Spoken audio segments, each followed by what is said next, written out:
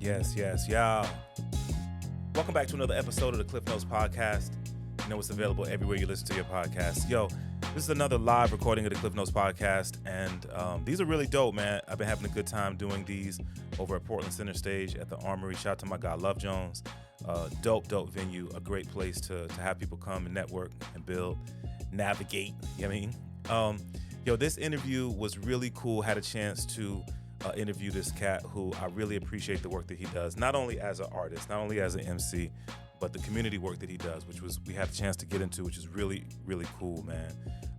This interview is with Talilo. So I was really honored to have him come through, man. A great interview as we talk about the work that he does, the community work that he does, but then also next levels of his career as a performer and a creator of art. And it was a really special interview he shared for himself, doing it there at Portland Center Stage. So I think you're gonna dig this one, man. Check out this latest episode of the Klyph Notes podcast with my guest, Talilo.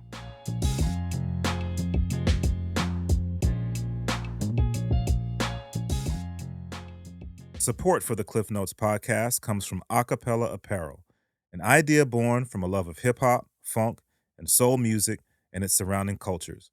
With fashion being a huge visual part of the cultures, they've created expressive images to pay homage, invoke nostalgia, and showcase the elements that make up the lifestyle and cultures of these genres. Akepele, apparel for the music lifestyle. For more information, check out akepele.com. That's AKEPELE.com. Check, 1, 2. Yes, y'all. Welcome everybody to another live recording of the Klyph Notes podcast. Thank y'all for being here. How's everybody doing tonight? I go by the name of DJ Klyph, and Maryland people in the house. And we got folk from Maryland in the house. Salute Maryland. I was just talking to my guy Priest and Nomad from DC. Yeah, man, this is the Klyph Notes Live podcast. It's an opportunity to just connect with individuals from the city right now, but also from all over the planet for Klyph Notes, and it's cool to be able to do it in this beautiful venue. I always got to give credit where credit is due, so we're just gonna start things off. I want to say big ups to the homie Love Jones for making it connect. Give him a hand. For those who are listening to the podcast, man, if you're thinking about coming to the city, coming to Portland, I gotta recommend you come down here. This is such a beautiful venue. So many great things happening here aside from the podcast. We have an open bar tonight. So if you want some snackety snacks or if you want something to quench the thirst, please check out the bar. Those who are working behind the bar are very friendly and welcoming, and would be more than happy to serve you and take your money. So definitely check out the bar while y'all are here. As you may know, as you should know if you are listening to the Klyph Notes podcast, but if you don't know, Klyph Notes is gratefully, thankfully supported by a really amazing local clothing company, Akepele Apparel. Akepele Apparel is the brainchild of local Portland DJ Renz, who's in the building. Salute my brother. And there's a pop-up that's happening here tonight.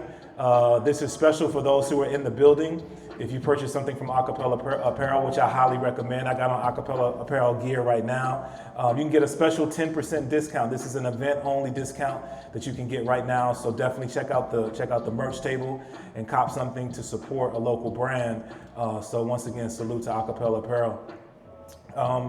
Nothing that we do, we can do alone, and I'm so grateful for the support that I have. I always got to make sure that I shout out Wifey, who is my backbone, who supports every time. When you hear the loud cheers, no, that's my heart doing that, man. And last but never ever least, man, absolutely not least, my brother from another. He is the official DJ of the Portland Trailblazers. He is the founder and CEO of Leadertainment. He is a community activist.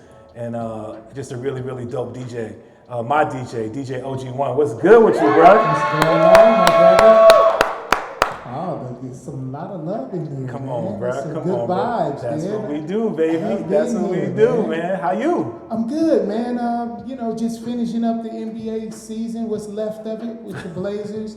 But I'm having fun with it, man. That's what's up. So that and really excited to get ready for Hip Hop Week coming up in August, man. Got some great shows. Next week, actually, rocking with Cyrock. Yeah, she's the coming Goddess back to MC. town, the Goddess MC. So excited about that. A lot of community events, going on in the next couple of weeks that got my hands in. So man, just staying busy, man. That's what's up, brother.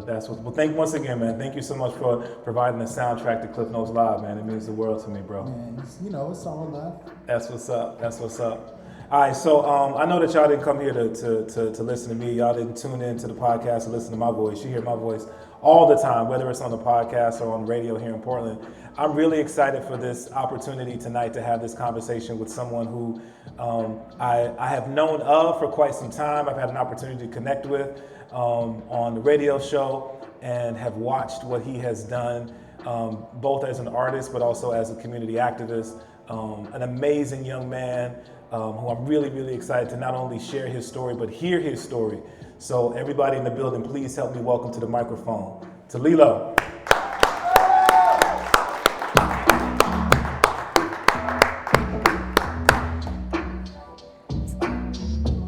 What's good with you, brother? Yes, sir. Thank you for the introduction. Come on, man. Come on, man. What's good with you, man? Yeah. What's up? What's up? How you doing, bro? I'm good. Man, thank you so much for being here, dude. Yeah, it's an honor to be here, actually. That's what's up, man.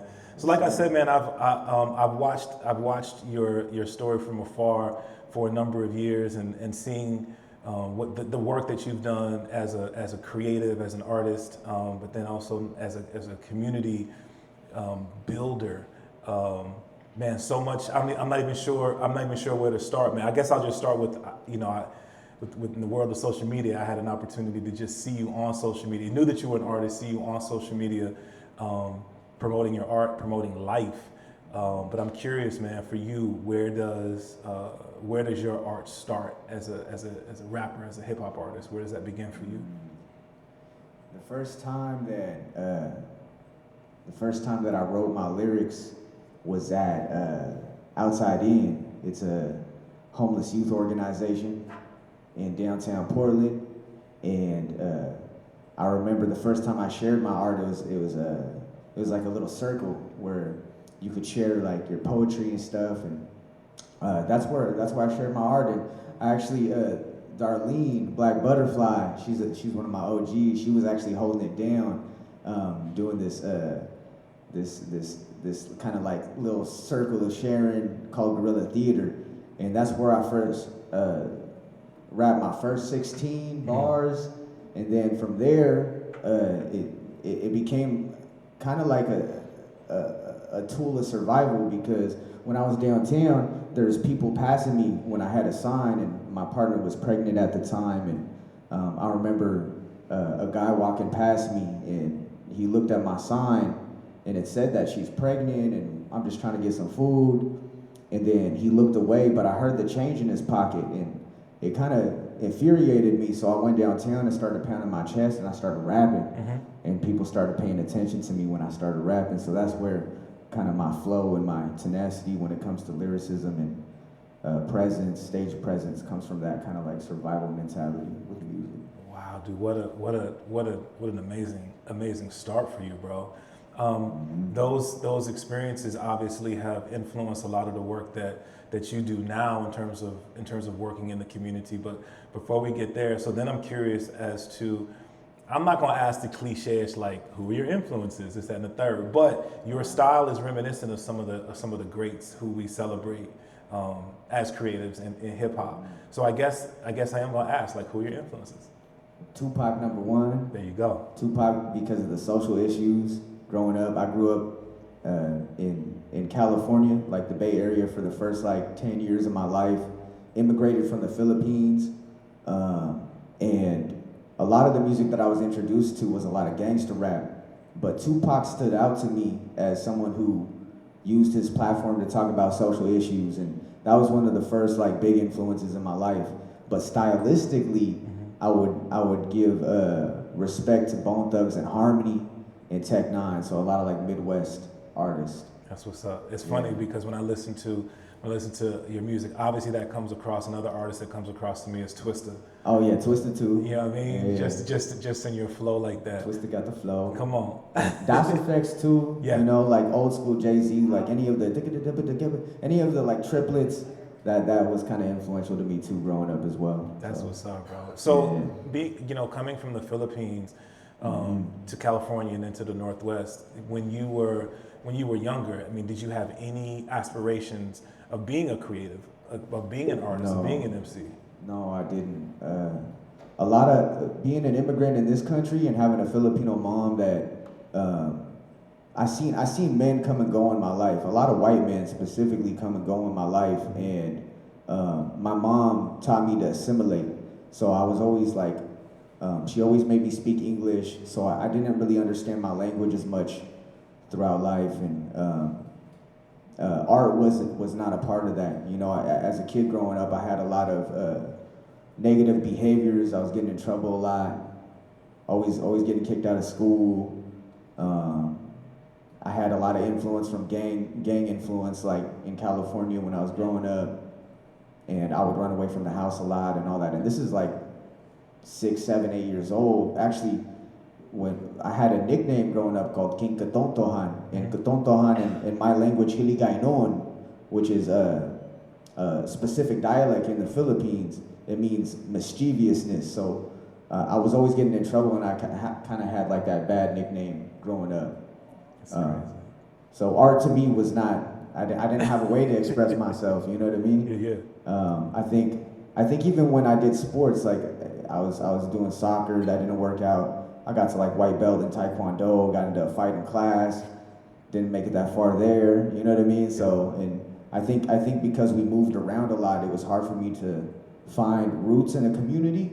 So I had a lot of like identity issues growing up, trying to fit in.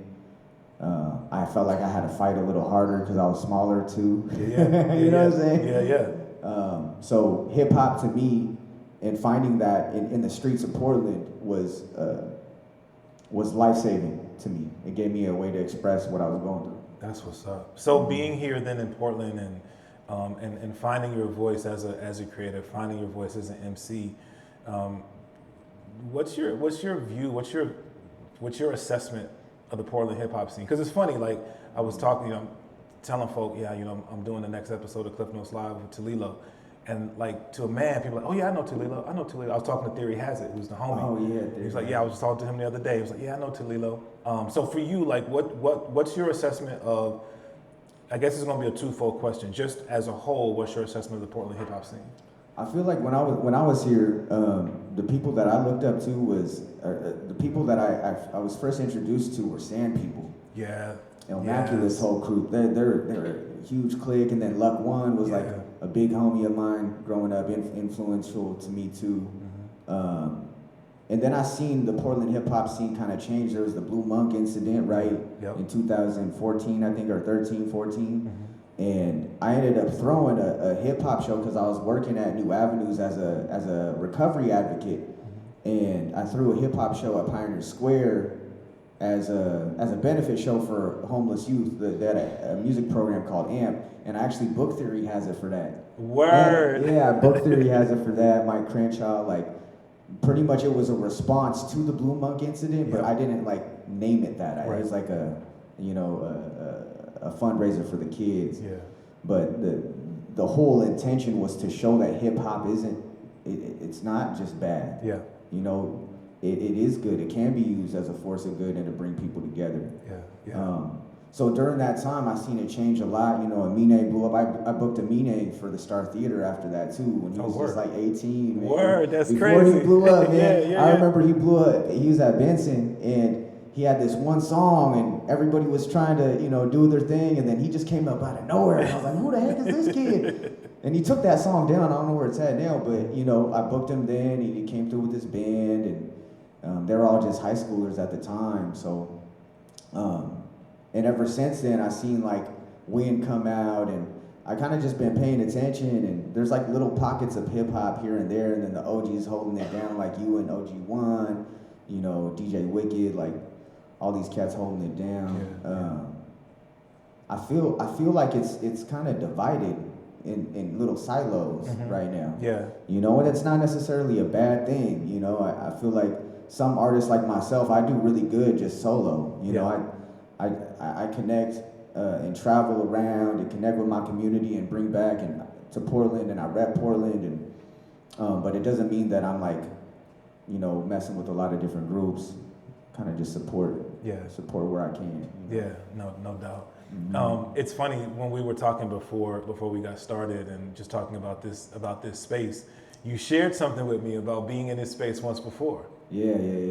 This space is special to me because as a homeless youth in Portland, I eventually, you know, I struggled with addiction, hung out with like cats that were gang affiliated, and I was repping at one point, and you know, I was in and out of jail, and I eventually went to prison for a robbery charge out here. And when I was locked up, my mom got cancer, and I started to like really think about my lifestyles and how I can be there for my family in the Philippines and be there for my mom. So I started making the necessary changes while I was locked up, and when I got out, I had the opportunity to be a mentor.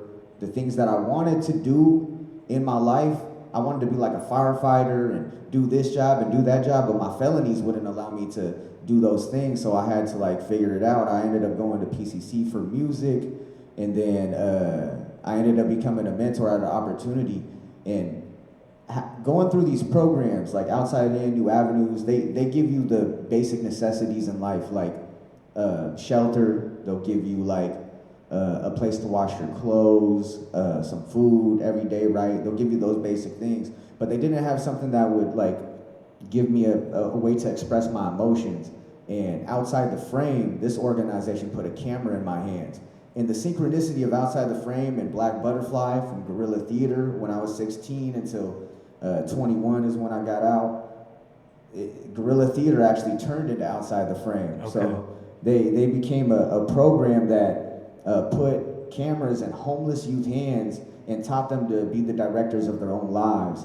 And I was one of those kids, and I made a music video. I remember meeting Carlos Chavez, Morpheus Youth Project at K-Boo. That was the first time that I did, like I recorded something, and the music video, they showcased it here, and there was such a big line wrapped around the Armoury Theater. It was sold out. It was like 600 capacity, I think, up in here. Sold out. I was in this bathroom over here, or up there, I think it was up there. I was nervous, so the whole time, for an hour straight, I was in there practicing my lyrics, and every time someone came in, I would pretend like I'm fixing my, you know, just making sure I'm looking good. But I was really in there just practicing my lyrics because I was so nervous. And then they ended up showing the music video. I got up on stage and, you know, rapped my verse and had everybody doing the call and response thing. And this place right here was pivotal to helping me believe in myself. And I mean, imagine coming from the Philippines, migrating to the States, your dad abuses you, your mom doesn't know really how to connect with you, you have these behaviors, you're moving from city to city, you're in and out of jail, you get kicked out of school, and then you become a homeless youth in Portland. My whole life and my self-esteem was so low that I believed that I was gonna end up back in prison, or I was gonna die or get shot in a violent altercation or something. So rapping in front of these people and having them mimic what I have to say, I think my thing was, I got a family to feed, I got a family to feed. Having them say that back to me was like, dang, I could really do this. I believe in myself now. And after that, it was just, I was gone. All of my dreams, I made come true, even to this day. That's what's up, bro. That's amazing. And it started here in the Portland Armoury Theater. So shout out to y'all, man. That's so cool. Holding it down.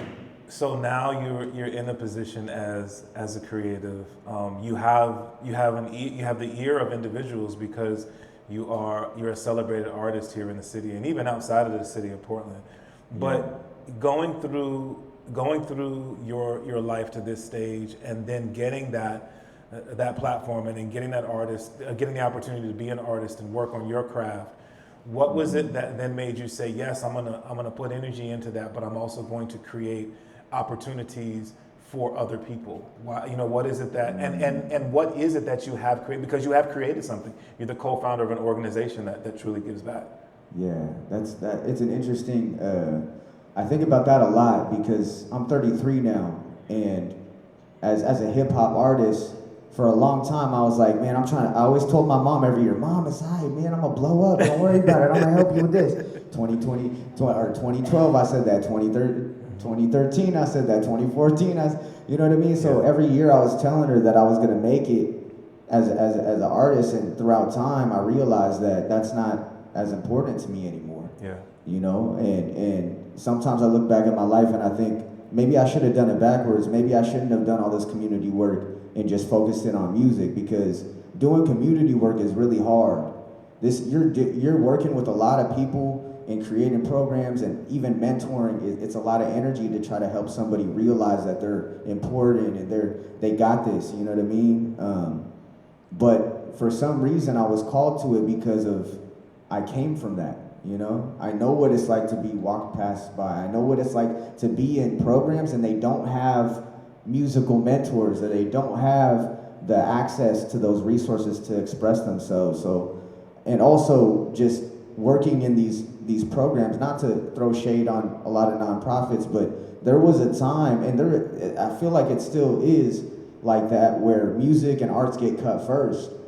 And I had to figure out a way to make it important, and the way that I figured out to make it important is that peer support, being a peer support mentor, was something that was starting to be clinically recognized.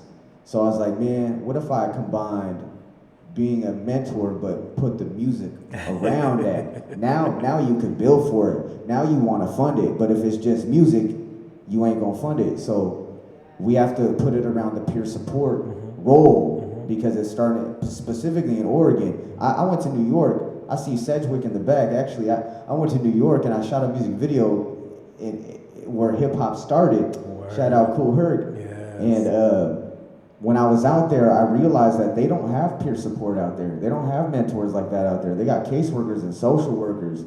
But in Portland, we got like a whole movement of peers, and that role is what saved my life when I got out of prison, because when I had felonies and all these things holding me back, it gave me a way to make money.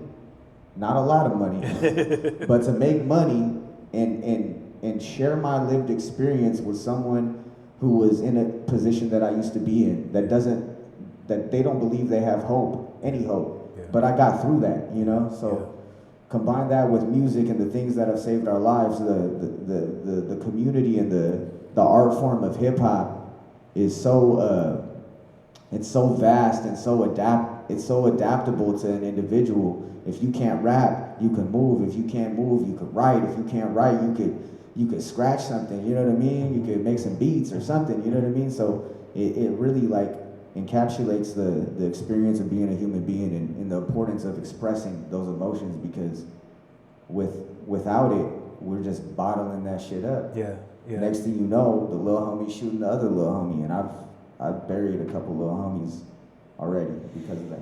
Yeah, and that's one of the things that you do share in your art about those who you've lost. One of the things that I appreciate about the music that you make is, and I think that there's definitely a skill to it. Some of the greatest, I think, are great at it, and I feel like you are great at it in talking about those unfortunate situations of life and talking about the loss of life in a way that doesn't celebrate it, Yeah.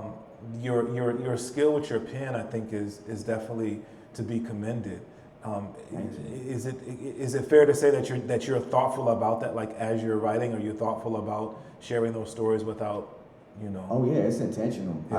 I don't think I've ever, like, there are times where I'll just write just to like see where it goes, but usually I'll write because of an intention and a feeling or an emotion, or I'm really connected to death. So when I lose somebody, it's easy for me to kind of meditate on what I felt and their reality and my reality, and just honoring that person. And then also doing it in a way, kind of showing the youth too, because I'm a mentor to a lot of youth in this city, to show them that you can talk about these things without being negative. Yeah. You know, you can talk about these issues in a different way instead of you're gonna roll into the neighborhood and shoot them up, or because that's what a lot of what I hear right now is just a lot of flexing on killing each other. Yeah.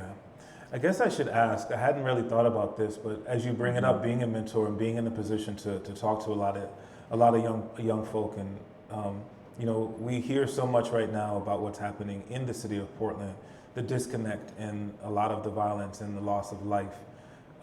What are your thoughts on that? You know, sometimes what's reported can be. What are your thoughts on that?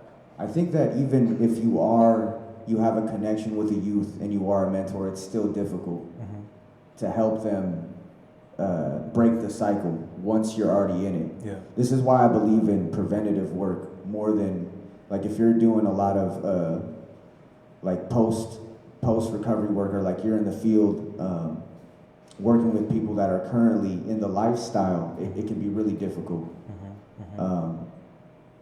But if I can prevent someone from going to jail, that's like because once you go to jail, it's easy to click up, and once you click up, you get out of jail, and now you're already kind of tapped in and have expectations and all that. So Yeah. I'm not saying it's impossible, but that's one thing. It's like once you're in, it's hard to get out of that. Another thing is that there is a strong disconnect between generations. I feel like there's a disconnect between the 40 to 60 generation, the 20 to 30, and then the 10 to 20. You know what I mean? Yeah. And the ones that that can speak the language of the youth and have the resources. Like, music is a big connector right now. Music is a big connector for a lot of kids that are involved with a lot of the violence here. Yeah. So creating more programs like that is important, but I don't see the money going that way. Yeah. Yeah. You know, I have to ask people with money to invest in the program that I started too. Yeah. It's not something that's just like, oh, yeah, you're doing good work, here you go. Right. I always got to convince people. Yeah. And that's a part of the problem too. So talk about that specifically, the name of the organization and what you folk are doing. Yeah, I co-founded an organization with my partner called Ascending Flow. And Ascending Flow focuses on mentoring one flow at a time, one person at a time, and adapting to the individual's learning styles, their traumas, and also their interests, and really exploring their values and where they want to go in life, right? So a lot of it is building that rapport first, building that trust, and it kind of depends on. With Ascending Flow, we used to work with kids like 8 years old to 18, and that was a little different because a lot of the youth were housed. They had broken families, but they were housed. There was behaviors in school that were kind of hard for them to navigate. So our mentorship looked like pulling up to the school and like advocating for them against the teacher and the principal, and being like, "Yo, like, you wasn't following his IOP, you know what I mean? Like, maybe before expelling him or suspending him, we could come up with some sort of way to help him, figure out a way to do better in school. And the way that we would do that is find ways to help them express themselves. And that came with, building that rapport. Now Ascending Flow in Portland, that started in Southern Oregon. Now Ascending Flow in Portland works with DHS youth. And that's totally different because they don't have housing like that. They get housed by DHS, but they don't have a home to go to like that. So it's a different, it's just different. But the approach is still the same. You know, we still focus on the individual, their traumas, their needs. And the beautiful thing about Ascending Flow is that since I'm a hip hop artist, we have 4 elements in Ascending Flow, and they're inspired by the elements of hip hop. And our elements are water for community and mentorship, earth for wind and wind for education and employment, earth for housing and physical wellness, and then fire is my favorite, and that's for passion and expression. And the 5th element being mental wellness. So like, we wanted to make it relatable to everyone that was in the program because not everybody vibes with hip hop like I do. You know what I mean? So, right. So we had to make it that way, and we've been doing that in Portland for 3 years now. Ascending Flow has been open for 6 years, yeah, shout out to New Narrative. They're a bigger organization that has invested in Flow and given us the resources to do the work. Yeah. And we're on track to expand it. That's we're trying to expand it. There's a lot of foster youth in the system and that need support. And you know, my dream is to expand it to serve youth in the community in general. Youth getting out of incarceration, having an apartment complex with a recording studio in the middle of the apartment complex. You know, mentors all over the place. We got activities to do. We got a GED spot. You know what I mean? That sounds like $10-20 million. Yeah. But you know, I feel like we can make it happen, especially since I've committed my life to being a hip hop artist that will always use my music platform to fund the work that I'm doing. That's what's up, bro. So if anybody's rich in the building, we can talk. No doubt. Move that money in the right way. No doubt. And then, you know, like I said, bro, like Klyph Notes, the podcast reaches all over the world, man. So somebody might be listening to this and think, okay, how do I tap in? How do they tap in?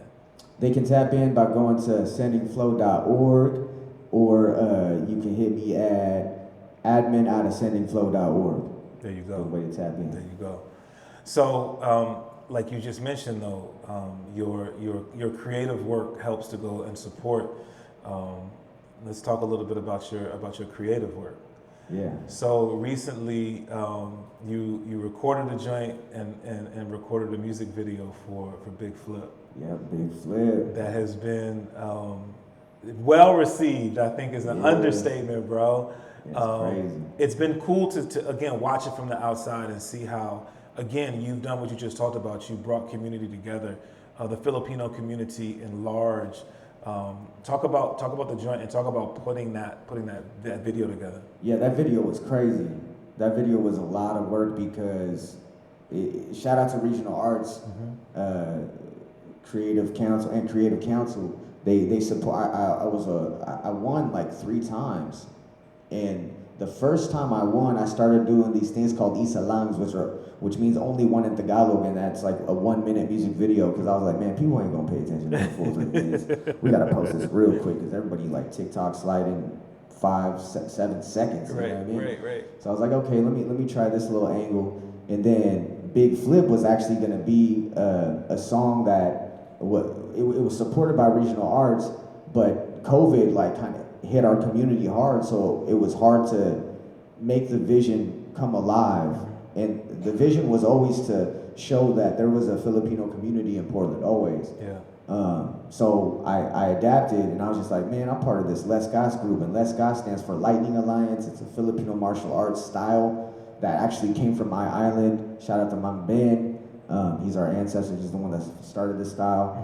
And yeah, so I was with my martial art group, and I was like, y'all down to be in a music video? They were like, yeah. So I just started rapping with that, and boom, it was dope. And that was like 2 years before the blow up too.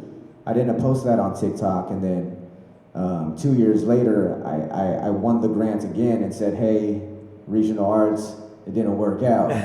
Can I try this again? Yeah. They blessed me with the money, and you know I went over budget like $3,000, but oh my gosh, it was worth it because it was bringing the community together, showing our food, showing our style, showing our dances, our cultural dances, and even paying the artists. Like I paid the artists to be on the track, made sure that everybody was getting fed. Yeah. It was a beautiful experience, and then right before we dropped the Big Flip music video, I was like, hold on, let me just post this on TikTok real quick. I don't really use TikTok like that. I posted at like 12 a.m. I woke up the next day, I was like 32,000. What the? And then halfway through the day, it was about to touch 100 something, and then shortly after that, we was hitting 1 million, and I was like, oh dang, this is crazy. Yeah. TikTok ain't playing. Right. People always tell me, oh, TikTok's the way to go. But what I've seen in TikTok is more like funny videos, educational, not necessarily like a musician breaking out. Right. So I thought that was really unique, and the most beautiful thing that came from that was a sense of sustainability, because the people that follow me on TikTok ended up following me on Instagram. They ended up paying me plane tickets, hotel, and being paid to perform in these different cities to connect with our community. And more importantly than that is I'm getting videos from parents and kids saying, that's a big flip. And they're taking pride in their culture, something that I struggled with my whole life because I didn't know where I fit in as a Filipino. Actually, growing up, people didn't even know what a Filipino was in some places. So I wanted to talk about that too, because I've heard you speak on, in your creative process, that was one of the things that you kind of felt you didn't necessarily want to push to the forefront. Yeah. I didn't. I think as a person, I took pride as a Filipino, especially around like my mid-teens. I started actually taking pride. That was around when Manny Pacquiao started blowing up. I was like, oh, now you know what a Filipino is. Right. Go. I actually got him tatted right here too. Oh, okay. You know what I'm saying? See you. I with see the you. left hook, man. So yeah, that's Manny Pacquiao really like lifted up the whole country, and but I knew that doing music that there was a part of me that was kind of concerned that if I represented my culture, that I wouldn't be accepted. Yeah. And the moment that shout out Giovanni Sharon, that's my manager. I was telling her about this, and she was telling me for like a whole year, nah, take pride in that. It's actually gonna be like your niche, you know? Yeah.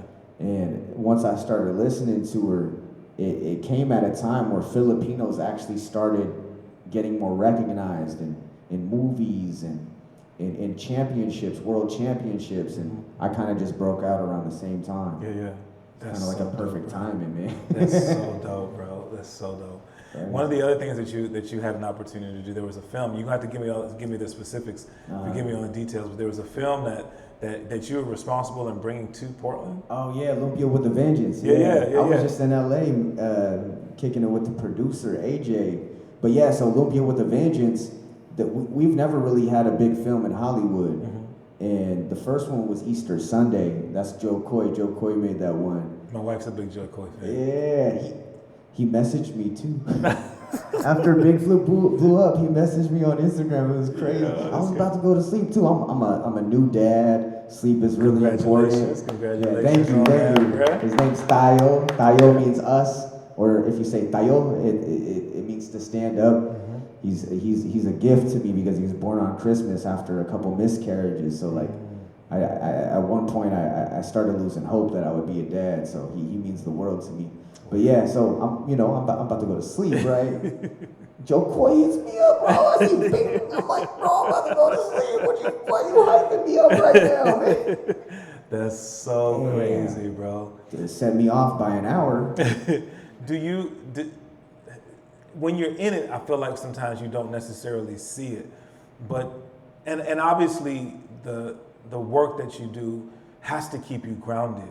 But when you have moments like that, or when you have art that you put out that's so celebrated, are you able to see the impact of that, or does it impact you, or is it just you just doing the work? There are moments where I'm able to kind of put myself in other people's shoes. Yeah. There are moments, but for the most part, I feel like I'm still me. Nothing's changed. The only thing that's changed is people are running up to me saying, "What's up?" Or my Instagram is a lot more fuller than it used to be. Right. You know, so yeah, it's definitely different, but it also adds a different type of pressure. You know, it's real pressure because for me, it means that I'm the voice of the people. Yeah. I'm the voice of my people, and there's a certain purpose in helping us revive our culture and remember our history, remember what happened to us, because Filipinos are generally like, oh, you're nice people. We're really good at migrating, so you see us everywhere, right? The homies mix Filipino. Like, oh yeah, my homeboy Saudi Arabian and Filipino. Yeah. And, oh, he Colombian. Like, we mix with everything, because we all over the place. But I think something that's forgotten about our cultura, which is culture, is that there was a genocide committed on our people. We lost our tattoo culture. You know, we were miseducated, and to this day, America still has bases in the Philippines. And I'm not trying to get too political, but at one point, the Spaniards took us over, and we fought against them after 300 years of oppression. And then America came in, and then we fought against them, and we lost terribly. Yeah. You know. Yeah. And my generation of elders didn't even know that we had tattoos. You know. So my generation is reviving the tattoo art. I'm getting like tattoos everywhere, all over my face, everything. Yeah. Man. Yeah. Because when people see me, they see that pressure. They see that there's a purpose in why I hold the microphone. That's so dope. Just to help you remember who you used to look like. And we actually just won this grant, Regional Arts again, shout out RAC, to put up a Filipino mural in Portland, because I've never seen it. I've never seen like one, besides the one that's done with me and like representing Southeast, like Pacific Islander culture, AAPI, right? Shout out Alex Chu. I've never seen one that represents Filipino, pre-colonial Filipino culture, so I'm about to tag that up in this town. That's what's up. Gonna make it work, man. That's so dope. Yeah. That's so dope. I did not intend to do this, but I just want to take a quick moment and, you know, with all the work that you're doing as a mentor and as an activist, we have somebody in the building who also has done this for many years, probably a little bit longer than you, only because he's just a little teeny bit older than you are. So I want to ask OG, man, any words of any pearls of wisdom based on your experience and the work that you've done? Wow, that's a heavy question. Yeah. So we do on Klyph Notes, bro. Well, first of all, I want to applaud you, man, for doing the work. I have much respect for any artist that takes their platform, and I'm often preaching that it has to go beyond the music, that your music, if it's not to make an impact and help communities, then what is it really for? And so I'm very encouraged to hear the work that you're doing and how you're using your music. If anything, if I was to give any type of wisdom to you as you continue to do the work, is always make sure that the work is coming from as an overflow of the work that you're doing on you. The work that you're doing with your family. Because when it comes from that place, then it comes from a healthy place. A lot of times, often, particularly very passionate people that are in the community, a lot of times we forget ourselves. We get lost because we're so passionate about the work that oftentimes we forget about taking care of us and not understanding that our best work comes from when we're taking care of ourselves and the ones that we love. So if there's any wisdom, our part is that, you know, as you continue to grow and do the work, make sure it's always coming from as an overflow of you taking care of you and your family. That's what's That up. was good. Words from the man. OG. I needed that. Words from Man. the OG. You know what I mean? That's crazy because I was experiencing that. Once, even before the big flip stuff blew up, I was already at capacity. And once it blew up, I seen my son's first year of life just, it was so quick because I was so busy all the time, flying around, you know, doing program manager stuff and trying to make sure that the kids and the mentors are doing what they need to do. And, you know, I made a decision. I pulled the trigger on the decision 2 weeks ago, and I put my 2-week notice into my program, actually. Oh, wow. So I'm leaving my program so I can do music full time. And I won some pretty big grants to sustain me and make sure that my bills are taken care of. And, so I can be there for my son and make sure that, you know, I noticed that I give better, less is more. Yeah. Less is more. That's what I noticed. Yeah. And Yeah, especially because you're so passionate about it, and what happens, you become a magnet. You become a magnet. You draw people to you because they feel the passion that you have for the work that you do, and people want to be associated and connected to it. And that can be exciting, but it can also be distracting because then you get caught up into doing the good things. So it's not negative things, but I've had to learn even that I've had to back up and say, wait a minute, if I start feeling too weighted and I start feeling stressed, then I'm not taking care of something with me or the people that are closest to me. And so I have to reset and make sure that is at the foundation, because again, that's when you give your best work. That's when you serve the best, when you're at your best. And we've been trained as a community to go all out and die for the cause. And we need to start retraining and rethinking and repurposing our mind to think we need to live for the cause, not die for it. That's what's up. That's what's up. Appreciate you, bro. Appreciate you. Thank you. Salamat. So with this transition that you're going into, I want to be sure that folk have opportunities to continue to support this next stage of your journey. Mm-hmm. So from a musical standpoint, what can we look for, and how can we support it? Yeah, the best way to support is, you can go to talilomusic.com.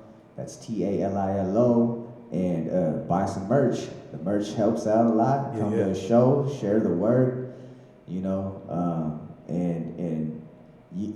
there's also ways to help connect me to other artists. So if you know an artist that has a bigger following, that could possibly a collaboration or a producer or a beat maker or maybe a connect to a show opportunity, those are ways to help me right now. That's what's up. Since I'm leaving, to focus on music full time, I gotta charge, man. Yeah. I can't. I've been doing a lot of free work for a long time, and I think it's time to, take it more seriously.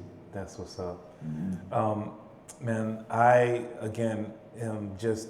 It's cool, like I said, to hear a lot of the story and to learn so much about you as a creative, but also you as a person, man. I just want you to know how much I appreciate you taking the time to come through. For real. Thank you for this platform and much love, man. Absolutely, bro. You and OG paving the way for the community. Yeah. And that's much respect. And in my language, we say "Maraming salamat kuya," and that means thank you very much, big brother. That's what's up, my dude, Talilo. So, one of the joys for me about being able to do Klyph Notes Live is I always love talking to people and hearing the stories, but there are a lot of folk who maybe have an opportunity to hear of you, whether it be through your music or through articles that are written about you or through the community work that you do, but maybe they don't necessarily have access to you. So this gives people access to you. So I've asked you a bunch of questions, but I know we got some people here in the audience. Does anybody in the audience want to ask Talilo any questions? Because that's what we do. Okay, you got to come grab the microphone now. You know how we do at Klyph Notes. Oh dang, you got to come up.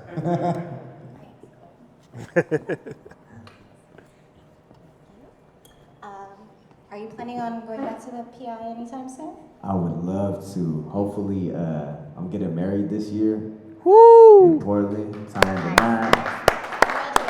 Yeah, trying to. Grown man business. Trying to die married, you know what I mean? Yeah, trying to make it to the finish line like that. But in the next year, I want to go back to the Philippines to get married there again, to do a reception there with my family. And hopefully there'll be opportunities for me to perform while I'm out there too. Nice. And what's the first thing you're going to eat?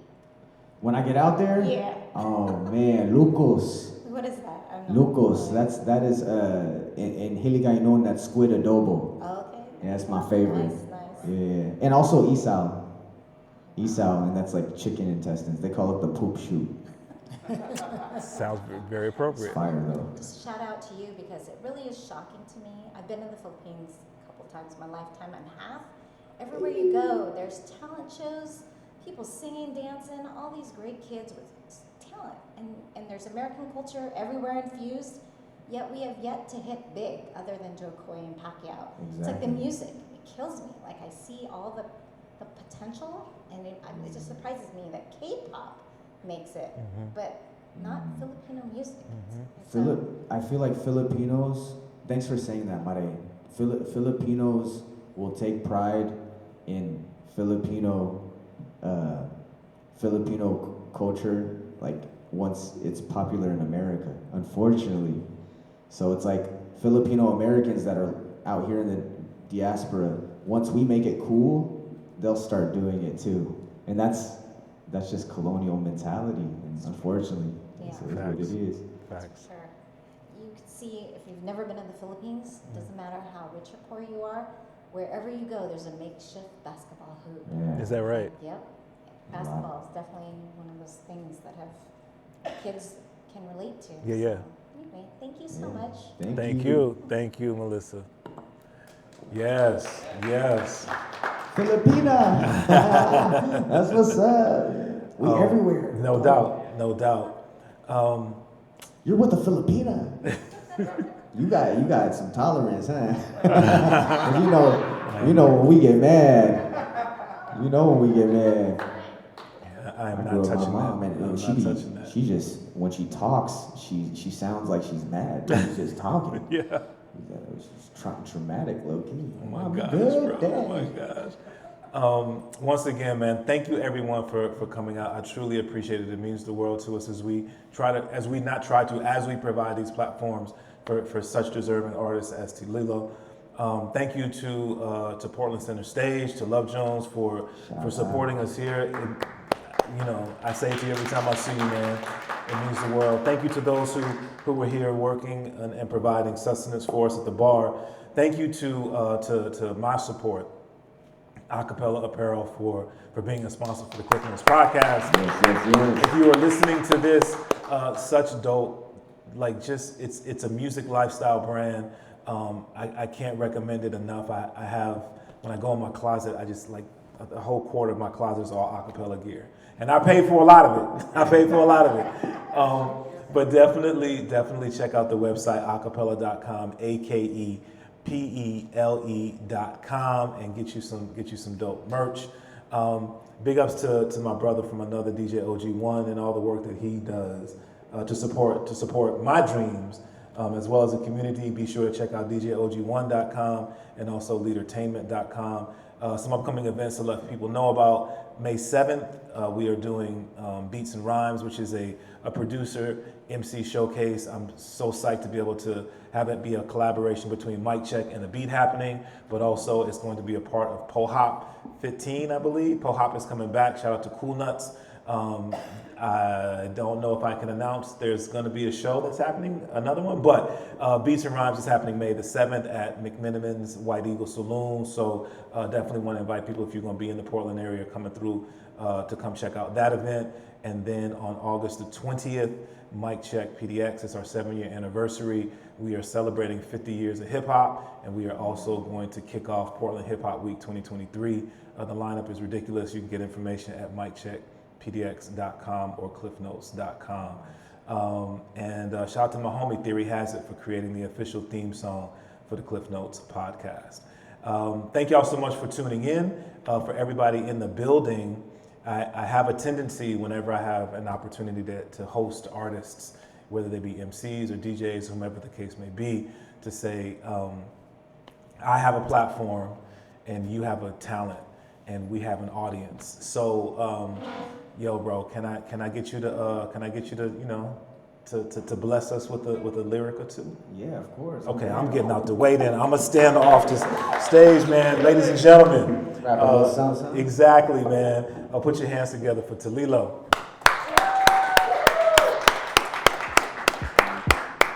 Once again, if you haven't yet, please check out the Akepele table. Some dope merch back there. Get the 10% discount just tonight. Thank y'all so much, man. God bless. Peace.